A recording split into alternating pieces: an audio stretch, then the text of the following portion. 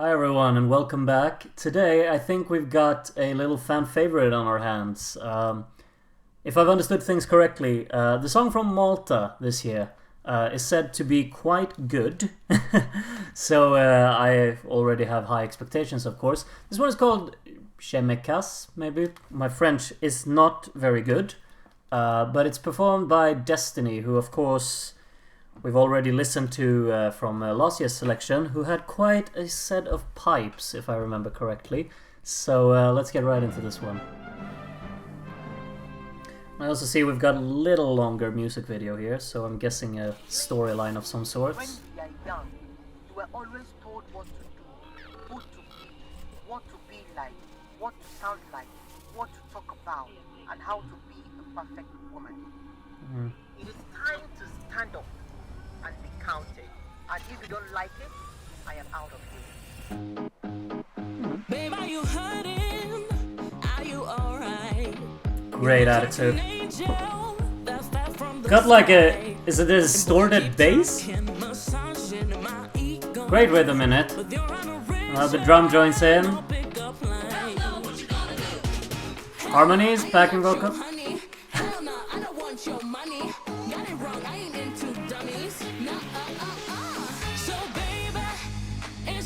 Okay, that's a great attitude to open with. You know, it really hooked me right from the start. And in the build-up, it's like a pulsating bass, constant moving.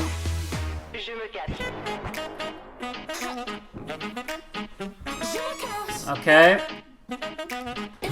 Really focusing, giving some horns the highlight point here.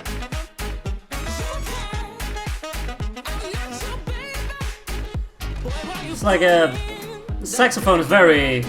there's a good sound on it, doesn't it? I'm really liking this distorted bass though. It's a really nice backing track, and it's like an electro swing beat behind us. It's certain that last time out her song allowed her to really shine the vocals more. This one has a more instrumental focus, I believe. She's very convincing in her delivery. I'm liking him. The synth really wide.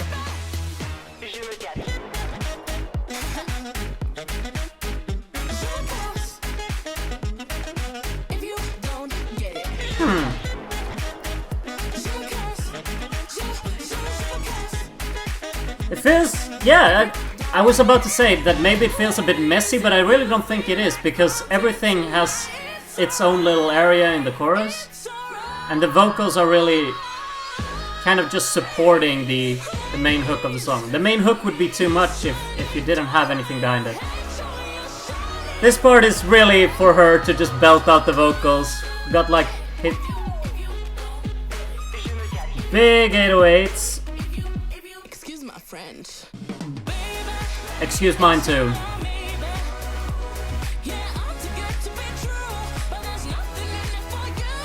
Great intonation in this melody. It's very memorable. And that chord is... that's a great modulation downwards. We're back with the horns. Thinking the sound of this saxophone here is fantastic, really. Destined for greatness, absolutely. With a vocal performance like that, absolutely. This was fun. It's not what I expected at all, because you know, you always have your kind of prejudgments and from last year. Whatever. This song was tons of fun. It had a great opening with great amount of attitude. The main hook of the song is really catchy. I gotta say, the saxophone is like very, very good sound on it. It's very clear in the soundstage, I think. And the vocal, I mean, her vocal delivery is really the standout point of the song, but they have done it so that it's not the only thing you should focus on, which is kind of cool, because it's very easy to, you know, have a fantastic vocalist and then you just realize that, okay, let's just try and put her in the focus as much as possible. I don't think they've done that here. They've kind of toned down her vocal abilities by creating such a dynamic and explosive backing track. So that's a really interesting approach, and I'm actually a big fan of the approach they've taken here, because it's unexpected in that sense, and it's also quite enjoyable to have a song with both sides of things trying to take all of the attention, I think, because the vocals are, you can't hide them, and this backing track you can't hide either, because it's very typical of its style, and it's a style that you will instantly recognize. There are a lot of electro swing songs with this specific type of instrumental, and it's not very outstanding in any sense or super out there in its approach, but it's just a style we don't get to hear too often, and just combining it with a vocal performance like this, it's a really nice match, I think, and I can see why it's considered a favorite.